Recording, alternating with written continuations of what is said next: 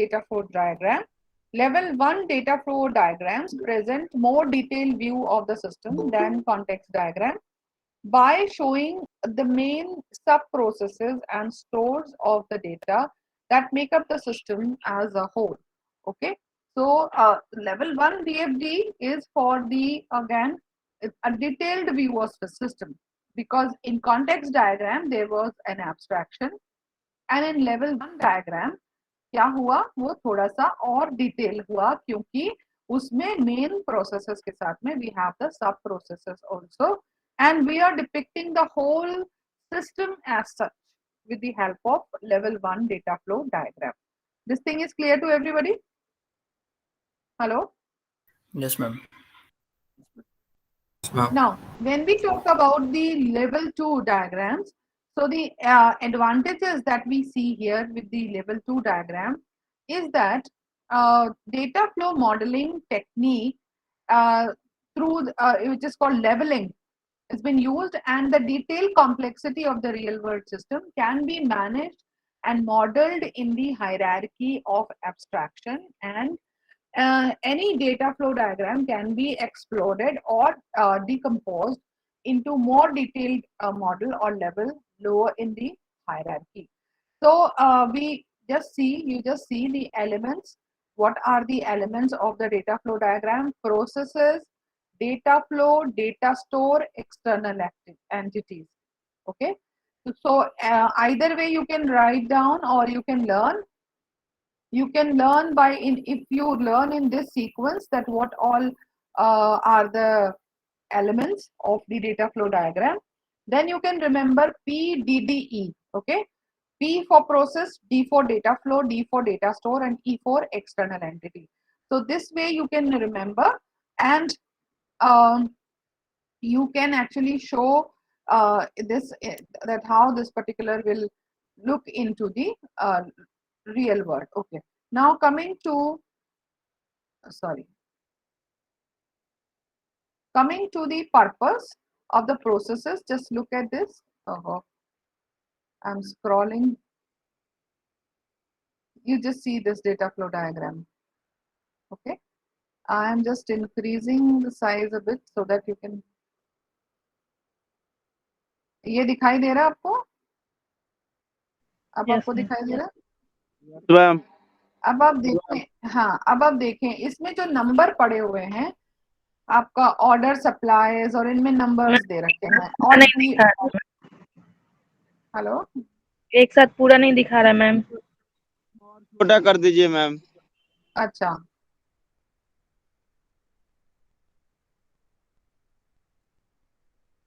एक मिनट।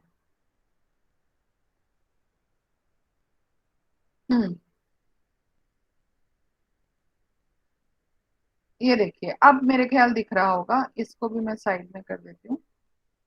देखिए यहाँ पे, हाँ, अब देखिए यहाँ पे जो डेटा स्टोर्स हैं, हमने पहले भी ये किया था कि उनको जो है नंबरिंग करी जाती है। तो यहाँ पे आप D1, D2, D3 देख रहे हैं, तो ये सप्लायर डिटेल इसमें आएगी, फूड डिटेल इसमें आएगी, सप्लायर डिटेल के लिए एक और डेटा स्टोर है, यहाँ पे ऑर्डर्स सारे इकट्ठा हो रहे हैं, ठीक है। देन आप ये देख रहे हो कि किस तरह से इनको भी नंबरिंग किया जा रहा है ना। तो ये पर्टिकुलर पूरा जो सिस्टम है इसको दिखाया जा रहा है कि ये कैसे जो पूरी सिस्टम की एक्टिविटी है ये कैसे हो रही है, कैसे प्रोसेसेस, इंफॉर्मेशन फ्लो कैसे हो रहा है, और कौन कौन से प्रोसेसेस हैं जो कि इस पर्टिकुलर सिस्टम के पार्ट हैं, और डेटा कैसे ट्रेवल कर रहा है, उसमें क्या काम हो रहा है। तो इससे देख करके आप एक अंदाजा लगा सकते हैं कि भाई ये जो सिस्टम है हमें जो इसे क्रिएट करना होगा तो हमें किन बातों का ध्यान रखना होगा। तो हम इस तरह से इसको दिखा सकते हैं। अब आप आ जाइए प्रोसेस की बात, मैं बार बार रिपीट कर रही हूँ इसको, और इसके पीछे एक कारण है, क्योंकि एज अ स्टूडेंट जब मैंने डीएफडीज पढ़े थे तो मुझे भी ये इतने आसान नहीं लगे थे, क्योंकि डायग्राम को याद रखना या उसे समझना कि इसमें क्या हो रहा है। तो मैं इसीलिए आपके लिए बार बार रिपीट करती हूँ कि भाई इसके ये क्या क्या पार्ट हैं। तो अब आपने देखिए सिंपल सा फॉर्मूला मैंने दिया, PDDE से आप इसको याद रख लेंगे। E for external entities, D for data flow, P for process, ठीक है। तो आप आराम से इसको याद रख सकते हैं। तो प्रोसेसेस की बात करें तो जो भी एक्टिविटी आप इसमें करते हैं अपने सिस्टम में, चाहे आप ऑर्डर लेते हो, ऑर्डर देते हो, पेमेंट करते हो, जो भी आप काम करते हैं वो सारे प्रोसेसेस में आएंगे। डेटा फ्लो, डेटा फ्लो कैसे होगा कि अगर रेक्टेंगुलर जो भी बॉक्सेस हैं उनको अगर आप देखें तो उनमें हमने लिखा हुआ है कि क्या हो रहा है, चेक फॉर डिस्क्रिपेंसी लिखा हुआ है, तो ये क्या हो रहा है, ये actually some work is been done. और इसमें हम एरो यूज करते हैं, जैसे डिलीवरी है, सप्लाई ऑर्डर्स है और एक्सटर्नल एंटिटीज की जब बात करते हैं तो अगर हम बताएं सप्लायर तो ये एक एक्सटर्नल एंटिटी हो जाता है, जैसे हम बताएं स्टूडेंट तो ये एक्सटर्नल एंटिटी हो जाता है, हम कहें कस्टमर तो ये एक एक्सटर्नल एंटिटी हो जाता है। तो अगर इस तरह से हम बात करेंगे तो डेटा फ्लो, प्रोसेस और एक्सटर्नल एंटिटीज, आई थिंक आपको ये क्लियर होगा। अब आ जाते हैं कि हमें एक चीज और यूज करनी है, डेटा स्टोर, जो मैंने बताई चुकी हूँ आपको कि D1 D2 करके हम इसको इस तरह से इंक्लूड करते हैं। ठीक है, now the diagram are supplemented by documentation also, which includes data dictionary, and it describes the content of flow and data stores or the process that, I'm sorry, ये थोड़ा सा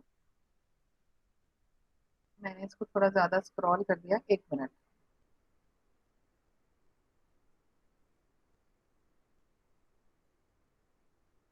तो ये हम देख चुके हैं, ये डायग्राम्स हमारे पास आ गए हैं, ये देखिए। अब मैं आपसे एक बात ये कहना चाह रही हूँ कि जो सिस्टम मैंने आपको, जो काम मैंने आपको दिया था, आपने कितना किस हद तक किया है, कुछ थोड़ा बहुत आपने ट्राई करा होगा, नहीं किया तो आप देखें, इसको समझें और आज इसको जरूर कर लें। अब आ जाते हैं नोटेशन पे। ये देखिए, नोटेशन हमने कैसे करना है, मैंने कहा था जैसे कि हम नंबरिंग कर सकते हैं इसमें, यहाँ आपको दिखाई दे रहा है नंबर है, यहाँ पे हमने कहा ऐड सप्लायर, यहाँ हमने नंबर दे दिया, तो लेफ्ट हैंड साइड में हम प्रोसेस का नंबर डालेंगे और इससे ये भी मालूम चलेगा कि पहले कौन सा प्रोसेस आ रहा है, फिर कौन सा आ रहा है, फिर कौन सा आ रहा है। तो हम इसको ये कर सकते हैं कि एक तो आइडेंटिफिकेशन हो जा रहा है इसका, ठीक है, और दूसरा ये है कि रेफरेंस पर्पस से भी हम की सीक्वेंस क्या फॉलो हो रही है उसके लिए भी हम इसमें इसको डाल देते हैं। अब हम देख लें कि जो रूल्स क्या है। रूल्स देखिए यहाँ पे, रूल्स जो हैं वो ये हैं कि प्रोसेस नेम जो है it should be an imperative verb to the activity in question, followed by the pitchy and meaningful description of the object of the activity। जैसे हमने कहा कि क्रिएट कॉन्टैक्ट, तो ये एक प्रोसेस हो गया। हमने कहा कि शेड्यूल जॉब, तो ये एक प्रोसेस हो गया। अगर हमने कहा कि अपडेट कस्टमर डिटेल, तो ये भी एक प्रोसेस हो गया। हमने कहा कि प्रोसेस कस्टमर कॉल, तो ये भी एक डिटेल हो गया। तो इस तरह से हम इसको जो है इनके नाम रखते हैं। अब processes may not act as data sources or strings. Data flowing into a process must have some corresponding output। ये मैं पहले भी कई बार बता चुकी हूँ कि कोई भी प्रोसेस होगा उसके इनपुट्स हैं तो उसके आउटपुट्स जरूर होंगे, और बिना आउटपुट के कोई भी प्रोसेस नहीं होगा। सिमिलरली अगर हम डेटा फ्लो को देख रहे हैं तो it must have corresponding input to which it is directly related। Normally only processes that transform system data are shown on data flow diagram only where an inquiry is central to the system is included। Now where a process is changing data from a data store, only the change information flow to the data store is shown in the diagram, जैसे अभी आपने देखा था, where the process is passing information from data store to external activity। ठीक है, अब हम आ जाते हैं पर्पस पे। अगर आप पर्पस देखें तो इसका पर्पस क्या हो सकता है बताएं, आपका जो डेटा फ्लो डायग्राम है उसका पर्पस क्या है, क्या पर्पस है इसका? मैंने अभी रिपीट किया था ना, अभी मैंने बताया था कि आप जो भी काम कर रहे हैं वो आप इसमें दिखाना चाहते हैं। आप क्या दिखाना चाहते हैं कि आप ये दिखाना चाहते हैं कि जो इंफॉर्मेशन का फ्लो है वो किस तरह से आपके सिस्टम में होगा और कौन कौन से प्रोसेसेस हैं वो जो कि वहां पे होंगे। आप एक चीज हम और कर सकते हैं इसमें कि हम इसमें लेटर्स भी डिनोट कर सकते हैं। जैसे मैंने कहा कि D1 D2 D3 कर लें, तो यहाँ पे M D, इस तरह से टी, ये सब लेटर्स भी आप जो आपको अच्छा लगता है वो आप यूज कर सकते हैं। एक्सटर्नल एंटिटीज की बात हम कर ही चुके हैं कि एक्सटर्नल एंटिटीज क्या होती हैं। अगर हम एक्सटर्नल एंटिटी को दिखाना चाहते हैं तो हम इस तरह से दिखा सकते हैं, जैसे हमने ये दिखाया है कि सप्लायर एक एक्सटर्नल एंटिटी है, तो हम इसको इस तरह से लिख सकते हैं। रूल्स क्या है उसके लिए? अगर हम एक्सटर्नल एंटिटी की बात करें तो it must communicate with the system in some way. External entity है तो it should communicate on, and there should always be a data flow between data external entity and process within the system। एक तो ये बहुत important चीज हुई। दूसरा ये कि एक्सटर्नल एंटिटीज में provide and receive data from number of processes। It may be appropriate for the sake of clarity also to avoid crisscrossing of data flow to depict the same external entity at the same at the number of point of diagram where there is in case a line of drawn across the left corner of the eclipse for each occurrence of the external entity on the diagram। अगर मान लीजिए आपकी जो external entity है, customer या student जिसको भी ले रहे हैं हम, तो हम अगर मान लीजिए वो 2 बार अकर हो रहा है, 3 बार अकर हो रहा है, तो हम क्या करेंगे उसमें, हम जितनी बार वो अकर हो रहा है एक लेफ्ट हैंड साइड में एक लाइन डाल देंगे, जिससे ये हमें मालूम चलेगा कि ये एक्सटर्नल एंटिटी जो है कितनी बार, कहाँ कितनी बार कनेक्ट हो रहे हैं, कितने प्रोसेस से कनेक्ट हो रहे हैं। ठीक है, ये देखिए आप ये डायग्राम देख पा रहे हैं, यहाँ पे ये जो कस्टमर है यहाँ पे एक लाइन लगी हुई है। ठीक है, सबको दिखाई दे रहा है? Yes ma'am. Yes ma'am. Yes ma'am. तो हम ये जो लाइन हम लगा रहे हैं, इस लाइन का मतलब ये है कि भाई ये जो पर्टिकुलर एक्सटर्नल एंटिटी है, इसकी अपीयरेंस या इसका कनेक्शन कितनी बार एस्टेब्लिश हुआ है, या कितनी जगह पे ये यूज हो रहा है, या कितनी जगह पे ये इनपुट डायरेक्टली प्रोवाइड कर रहा है, उस तरह से। अब मैंने डेटा स्टोर का आपको काफी बार बताया है कि डेटा स्टोर में हमने लिखा स्टॉक फाइल, यहाँ पे हम लिख सकते हैं student result file, student attendance file, और यहाँ पे हम नंबर दे सकते हैं D1। तो हम इस तरह से दे सकते हैं नंबर को। तो कॉन्टेक्स्ट डायग्राम्स मैं नहीं लूंगी, पर फिर भी आपको दिखा रही हूँ, ये मैं ऑलरेडी कर चुकी हूँ। और आप कॉन्टेक्स्ट डायग्राम को देखें, सॉरी, कॉन्टेक्स्ट डायग्राम को देखें तो बड़े ही सिंपल डायग्राम्स हैं जो आपने पहले भी किए होंगे, है ना। ये डेटा स्टोर मैंने आपको दिखाया, और ये आपके एक्सटर्नल एंटिटीज हो जा रहे हैं, ये आपके एक्सटर्नल एंटिटीज हो जा रहे हैं। ठीक है, ये इनकी मल्टीपल एंट्रीज हो जा रही है। कॉन्टेक्स्ट डायग्राम की बात अगर करें तो ये कॉन्टेक्स्ट डायग्राम हो जा रहे हैं आपके। अब इसके अंदर आप देखिए कुछ भी नहीं मालूम चल रहा है आपको, सारा एब्स्ट्रैक्शन है। सिर्फ ये लिखा है कि इस पूरे सिस्टम में वीडियो वीडियो रेंटल का जो सिस्टम है ये कैसे वर्क कर रहा है। ठीक है, सिर्फ आपको जो प्रोसेसेस हैं वो दिखाई दे रहे हैं, वीडियो रेंटल लिमिटेड दिखाई दे रहा है, और क्या क्या हो रहा है, रिटर्न हो रहा है, मेंबरशिप कार्ड बन रहा है, पेमेंट हो रहा है, कस्टमर डिटेल्स जा रहे हैं, ओवरड्यू रिमाइंडर्स जा रहे हैं। तो ये एरोज ही दिखाई दे रहे हैं, बाकी आपको ऐसा डिटेल एक्टिविटी कुछ भी नहीं दिखाई दे रही है। तो इसमें हमारे पास में क्या होता है, external entity and data flow, ये दो चीज आप मेजोरिटी में देखते हैं। अब आप आ जाइए लेवल 1 डेटा फ्लो डायग्राम, जो मेरा आज का भी टॉपिक है। तो सबसे पहले ये जानना होगा कि लेवल 1 में हम क्या करते हैं, ये किस लिए यूज होते हैं। तो level 1 is described, 0 is described is context, और 1 is will be having the सब प्रोसेसेस। ठीक है, अब आप देखिए जो ये हमने अभी ऊपर प्रॉब्लम डिस्कस करी है वीडियो रेंटल लिमिटेड की, इस वीडियो रेंटल लिमिटेड की लेवल 1 जो बनेगा डीएफडी, वो इस तरह से। I request all of you to please note down, आप इसको प्लीज बनाएं अभी के अभी, सभी लोग इसको बनाएं। मैं थोड़ा सा इसको जूम कर देती हूँ, और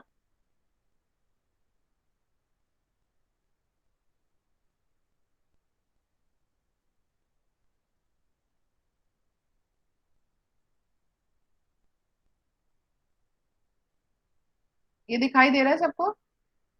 मैम सही से नहीं दिख आप दिख रहा है आपको? मैम। दिख रहा है मैम।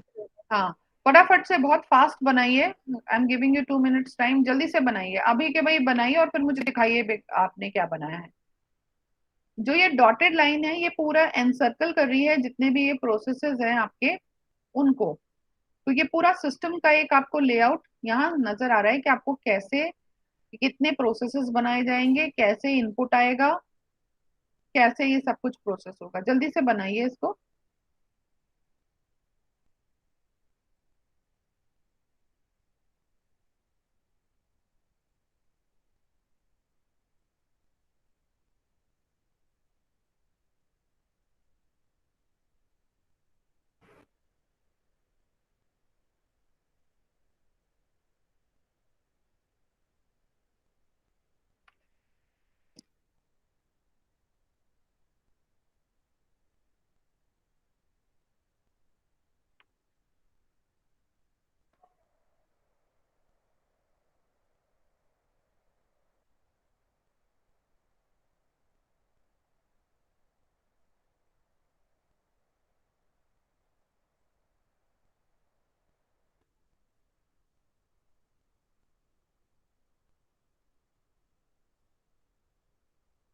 हाँ, done. You can take a screenshot also.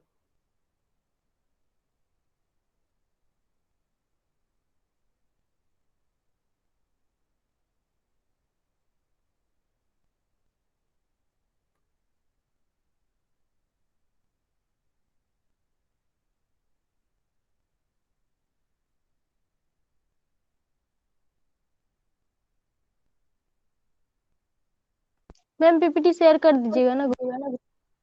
हाँ, ठीक है.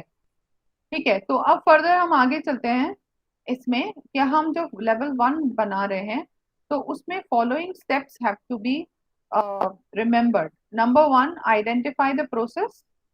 So you have to draw the process first of all. See what all are the process. Number 2, draw the data flow between the external entities and process. Agla, identify data store by establishing where document data need to be held within the system. And you have to add the data stores to the diagram. You have to label them and you have to write down their local names and description also. You have to add data flows flowing between the processes and data store within the system. Each data store must have at least one input data flow and one output data flow. Otherwise, data may be stored and never be used. तो ये ध्यान रखें कि जो भी आपने processes बनाए हैं वो उनमें आउटपुट भी आए. ठीक है, ये देखिए, अगर हम इसको लेवल 2 में जाते हैं और लेवल 2 में डिकम्पोज करते हैं तो लेवल 2 में हम इसे और एक्सप्लोर करते हैं. और एक्सप्लोर करने का मतलब ये हुआ कि अब हम इसमें लेवल 2 डायग्राम को देख रहे हैं जिसमें हमारे पास में क्या है. हमारे पास में ये है कि हमने एक सिस्टम बनाया है लोन ऑफ वीडियो. कि लोन ऑफ वीडियो का जो सिस्टम है वो इस तरीके का होगा कि वीडियो जो है किस तरह से इशू किया जाएगा और किस तरह से रिटर्न किया जाएगा. अगर रिटर्न नहीं किया जाएगा तो ओवरड्यू आइटम्स जो है वो कहाँ स्टोर होंगे और लेट रिटर्न का जो भी ओवरड्यू है वो रिमाइंडर भी कस्टमर को भेजा जाएगा. तो ये जो है वीडियो रेंटल का लेवल 2 डायग्राम हो जाता है जिसमें हमने और अच्छे से डिस्क्राइब किया है कि ये फंक्शनिंग कैसे होगी. अब अगर हम आगे आगे बढ़ते हैं तो फाइनली हम इसका फंक्शनल डिकम्पोजिशन करते हैं. यहाँ देखिए आप, जब हम ये देखिए, एक मिनट मैं आपको दिखाती हूँ. आप इसमें लेवल्स कैसे बनाएंगे, मैं इसको स्किप कर रही हूँ इसकी डिटेल को because I am more focusing on more into this diagrams. अब मैंने आपसे पहले भी बोला था एक बात कि हमें इसको बैलेंसिंग करना है, हमें इसको नंबरिंग करना है. तो बैलेंसिंग और नंबरिंग ये आपके ऊपर है कि आप जो है इसको बैलेंस कैसे करेंगे और इसको नंबर कैसे करेंगे.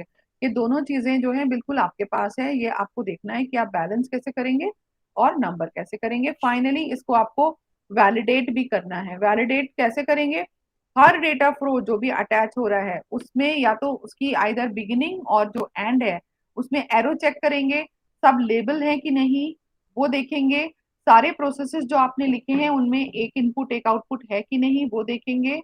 और आपको कोई भी ऐसा ब्लैंक नहीं छोड़ना है, कोई भी एक्शन इंक्लूड करना है. दूसरी बात यह है कि कोई भी लाइन काटती हुई नहीं जाएगी इधर उधर से. ठीक है ना, ये लाइन एक दूसरे को क्रॉस कर रही हैं इस तरीके की कोई भी लाइन नहीं होगी. ठीक है, जैसे मैंने बताया कि अगर कोई एक्सटर्नल एंटिटी एक से बार ज्यादा बार आ रहा है तो आप उसमें लेफ्ट हैंड साइड में एक लाइन लगा करके उसको शो करेंगे. ठीक है, तो ये सारी चीजें आप इसमें कर सकते हैं. ठीक है, ये हमने यहाँ पे मैं आपको एक और दिखा दे रही हूँ. ये एक एस्टेट एजेंसी का यहाँ पे डायग्राम है, ये केस स्टडी है जो आप एक बार पढ़ लें पहले क्योंकि आप जब तक पढ़ेंगे नहीं तब तक समझ नहीं आएगा.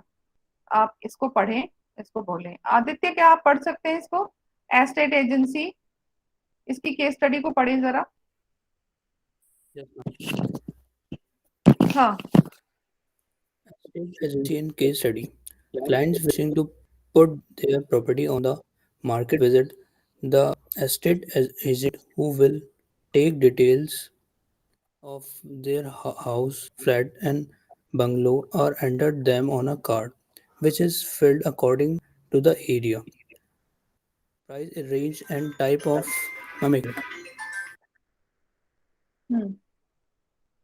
हाँ, पढ़िए. type of property. Potential buyers complete a similar type of card which is filled by buyer name in a A4 blender. Weekly, the estate agent matches the potential buyer requirements with the available properties and sends them the detail of selected properties. When a sale is completed, the buyer confirms that the contents contracts have been exchanged. Client details are removed from the property file, and an invoice is sent to the client. The client receives the top copy of a three-part set with the other two copies being filled. Filed. On the yes, ma'am, filed. Sorry. On the receipt of yes, ma'am. On receipt of the payment, the invoice copies are stamped. Oh, sorry, ma'am. Stamped and archived. Stamped. Yes, ma'am. And achieved. Invoices are checked on a monthly basis and for thus accounts not Those settled within accounts, two for those months. accounts and not settled within 2 months, a reminder A is reminder. Send to the client. अब पूरी बात समझ में आ गई कि ये पूरा system. अब देखिए आदित्य, जब आप जॉब के लिए जाएंगे या आप कुछ तरीके का, तो Yes, ऐसी ma'am. ही सिचुएशंस मिलेंगी आपको। वो नहीं बताएंगे कि इसके 4 प्रोसेस बना दो या 10 बना दो। Yes, ma'am. आपको सोचना है, अगर वॉलमार्ट ने आपको किसी 25 लाख 26 लाख के पैकेज पे रखा है, तो उनकी आपसे उम्मीद होगी कि ये सारी सरदर्दी आपकी हो, आपको वो इतना अच्छा पैकेज दे रहे हैं ना। अब आपको सोचना है कि कितनी फाइलें बनेंगी, कितने प्रोसेस बनेंगे, कितने डेटा स्टोर बनेंगे, कैसे डेटा स्टोर अपडेट होंगे। ये सारी चीज, ये सब कोडिंग आपके, आप 25-30 लाख रुपए ले रहे हो, वो किस बात के ले रहे हो?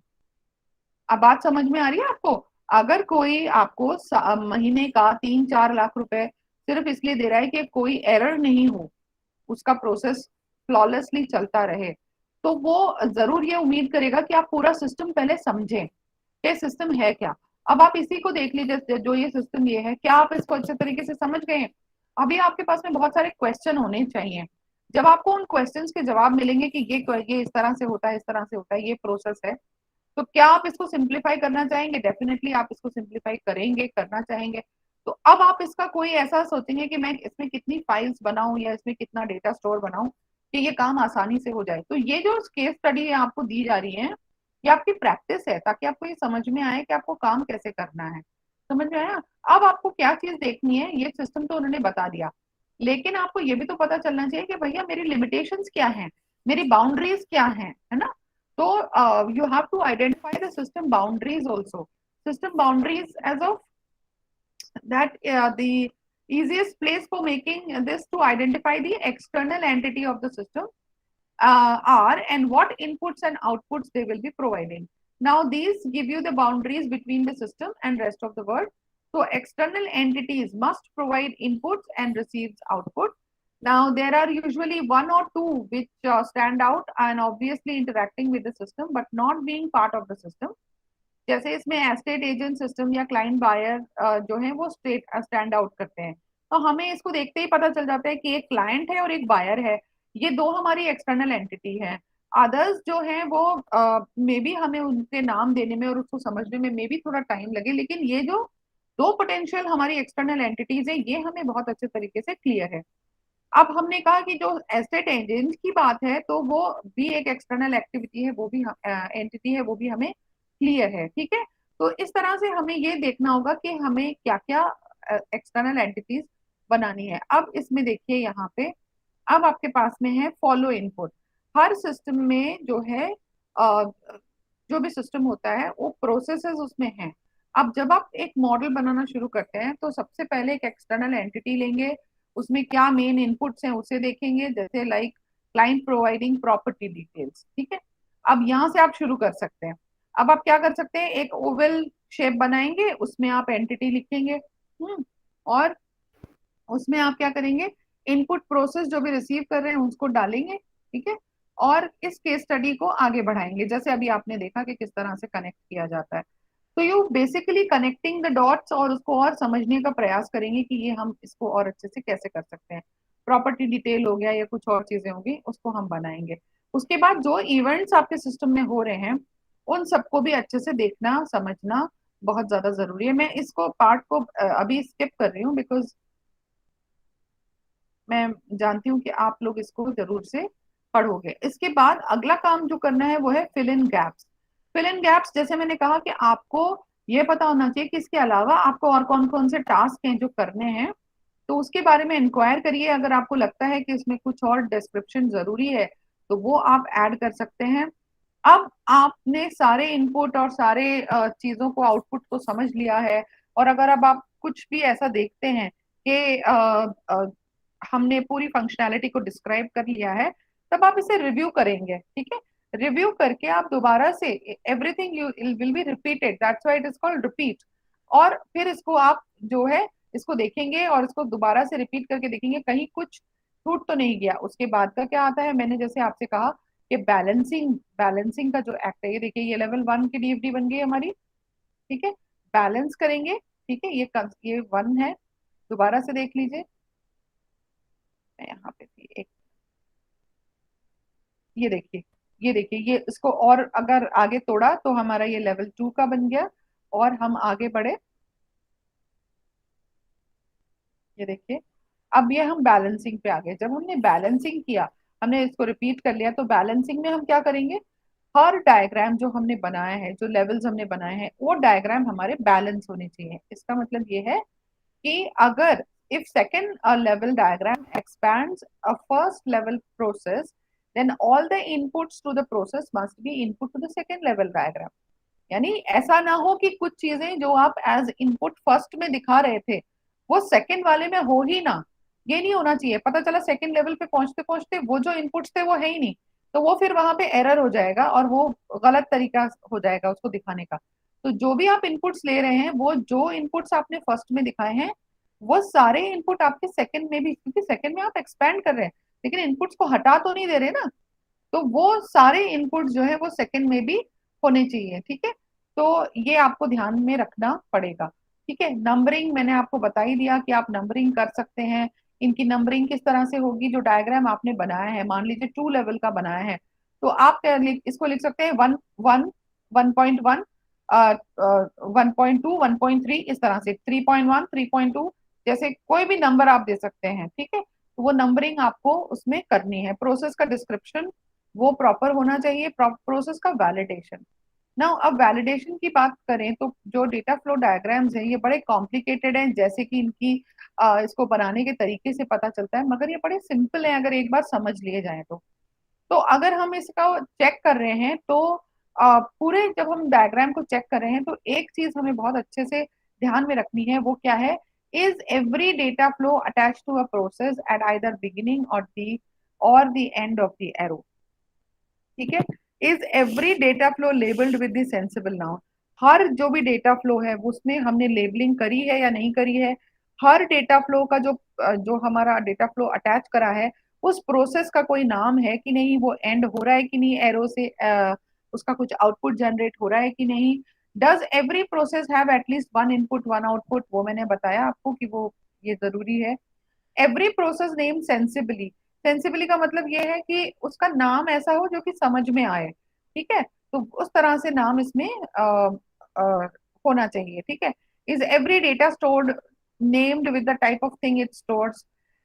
हर डेटा स्टोर का नाम होना चाहिए जो कि ये रख रहा है, जो कि जैसे स्टूडेंट डिटेल्स है तो हम समझ सकते हैं कि इसमें स्टूडेंट डिटेल स्टोर होगी। Where data store and external activities have shown several times on one diagram do all instances have the diagonal line. तो जहाँ पे भी डेटा स्टोर और एक्सटर्नल एंटिटीज हैं तो वहां पे हमको डायगोनल लाइंस डालनी है। ठीक है, वो हमें देखना है। Data flow, if are there any data flow which cross, कोई भी डेटा फ्लो है जो क्रॉस कर रहा है, अगर कर रहा है तो क्या करना है, कुछ डुप्लीकेट एक्सटर्नल एंटिटीज को हमने डाल देना है ताकि जो क्रॉसिंग है डेटा फ्लो की वो नहीं हो पाए। और अगर हमने सारे डू ऑल डायग्राम बैलेंस, तो हमें ये सब देखना है कि सारे डायग्राम बैलेंस हैं कि नहीं। जो भी कॉन्टेक्स्ट लेवल 1 में हमने एंटिटीज दिखाए थे वो हमारे सारे दिख रहे हैं कि नहीं पता चला, नेक्स्ट में जाते हुए हमने कुछ मिस कर दिया। जितने भी प्रोसेसेस हैं वो, उनके लिए जो डेटा स्टोर्स हैं वो नंबर्स उनमें पड़े हैं कि नहीं, उनको हमने प्रॉपर नंबरिंग किया है कि नहीं, पता चला एक में हमने D1 लिख दिया, दूसरे में हमने X1 लिख दिया, अब खुद ही कंफ्यूज हो रहे हैं कि ये X1 कहाँ से आ गया, ये तो D1 था, D1 के बाद D2 कहाँ गया। तो ऐसी चीजें हमें नहीं करनी है, ठीक है। ये इस चीज का बिल्कुल खास ख्याल रखना है। ये मैंने एस्टेट एजेंसी का आपको एग्जाम्पल बता ही दिया था, ठीक है। ये चीज क्लियर है सभी लोगों को? Hello, is this thing clear to yes everyone? Ma'am, yes ma'am. Yes ma'am. अच्छा, अब आप देखिए यहाँ पे, अब आप यहाँ पर देख लीजिए। अब आप, अगर आपको कुछ दिक्कत है, आपको समझ में नहीं आ रहा, तो आप एक काम करें, इस तरीके की एक टेबल बना लें। अब देखिए इस टेबल में क्या हो रहा है। इस टेबल में ये लिखा हुआ है कि डेटा फ्लो कहाँ से हो रहा है, सेंडर कौन है, रिसीवर कौन है, ठीक है। अब क्योंकि यहाँ पे क्या हो रहा है, वीडियो का अगर सिस्टम लेते हैं तो वीडियोस क्या हो रहे हैं, रेंट किए जा रहे हैं। अब रेंट करने वाला क्या है, एक सेंडर है, दूसरा रिसीवर है। तो सेंडर कौन है, सेंडर मान लीजिए सिस्टम है। तो अगर आपने सिस्टम से कोई वीडियो रिक्वेस्ट भेजा, तो सिस्टम ने आपको बोला भाई अपनी क्रेडिट कार्ड की डिटेल्स डालिए। आपने क्रेडिट कार्ड की डिटेल्स डाली, और उसने आपसे पैसा चार्ज नहीं किया। कब तक नहीं किया, जब तक 1 हफ्ते तक का मान लीजिए आपका लिमिट है, तो उसने कोई पैसा चार्ज नहीं किया।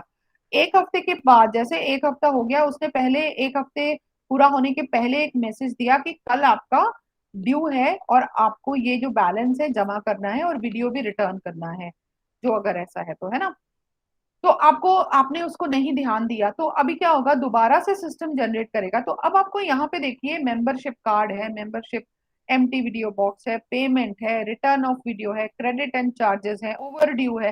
ये सारी चीजों को आप टेबल बना लीजिए, ताकि आपको ये मालूम रहे कि हमें क्या क्या चीजें हैं जो डेटा फ्लो के थ्रू भेजनी है। सेंडर कौन है, एनी एक्सटर्नल एंटिटी कौन है, कस्टमर एक्सटर्नल एंटिटी है, आपका सिस्टम, और ये जो है इसमें डेटा फ्लो किस तरीके का हो रहा है। इस तरह से आप अ, इसमें बना सकते हैं। देखिए, ये देखिए, आप खुद से अपने आप से सवाल पूछेंगे, video by customer when joining the store, ठीक है, customer details by customer when joining the store, membership card issued to customer, membership card presented by customer when renting a video, empty video box presented by customer when renting the video. तो आप ये सारे सवालों के जवाब आप खुद ही दे सकते हैं कि ये इसमें प्रोसेस किस तरह से हो रहा है। तो इस तरह से आप एक टेबल बना सकते हैं, और इस टेबल को बनाने के बाद आपके सारे डाउट्स क्लियर हो जाएंगे कि हमें क्या क्या रखना है। आपको जो एक्सटर्नल एंटिटी मैंने जो बताया, आपने कहा कि कस्टमर ले सकते हैं, सप्लायर ले सकते हैं, और जो प्रोसेस है उसको कैसे शो करेंगे, ऐसे बॉक्स बना के, ठीक है। ये आपके कस्टमर सप्लायर हो गए, दो बॉक्सेस, दो Oval Eclipse boxes, Oval boxes बन गए। तो ये आपके एक्सटर्नल एंटिटीज हो गए। अगर जीरो लेवल पे जाना है तो आप सिर्फ एरोज करिए और इससे ही काम हो जाएगा, ठीक है। आगे जाना है, लेवल 1 में जाना है, तो जाहिर है आपको 5 डेटा फ्लो सिस्टम से बाहर, 5 data flow customer, out of customer दिख रहे हैं, और 2 आपको सप्लायर में दिख रहे हैं। तो इस तरह से आप डेटा फ्लोज को पहले चॉकआउट कर सकते हैं, ऐसी एक टेबल बना के इसको आप चॉकआउट कर सकते हैं कि हमको इसमें कितने data flow in and out करने हैं। फाइनली आप क्या कर सकते हैं, ये डायग्राम बना सकते हैं। अब मुझे बताइए कि जो मैंने आपको भी तरीका बताया कि आपको डीएफडी कैसे बनानी है, ये आपको पसंद आया? एक टेबल बना लीजिए, उस टेबल में पहले पूरे केस स्टडी को पढ़िए, और उसके बाद में लिखिए कि इसमें सेंडर कौन है, रिसीवर कौन है, एंटिटी, एक्सटर्नल एंटिटी 1 कौन है, एक्सटर्नल एंटिटी 2 कौन है, प्रोसेस कितने हैं। तो ये सारी चीजें जो है आप उसमें जब देखेंगे तो आप समझ पाएंगे कि ये कैसे हो रहा है, ठीक है। अच्छा, अब मैं आती हूँ इसमें क्वेश्चन पे। जैसे यहाँ पे 3 डेटा फ्लो शो हो गए हैं, जैसे कि create new customer, loan of video and stock control, ठीक है। और यहाँ पे 2 डेटा स्टोर्स हैं, अगर आप देखें तो, एक मिनट, मैं थोड़ा सा वापस वापस नीचे आती हूँ। ये देखिए,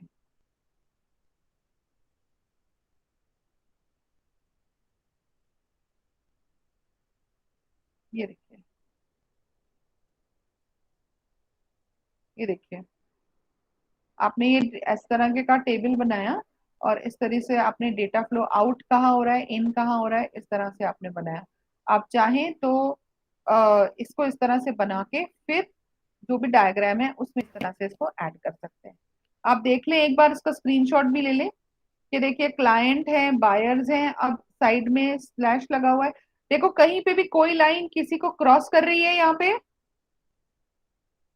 आप देख नो के मैम। बता, नहीं कर रही है। तो आपका डायग्राम भी ऐसा होना चाहिए जिसमें कि लाइन क्रॉस नहीं कर रही हो, ठीक है।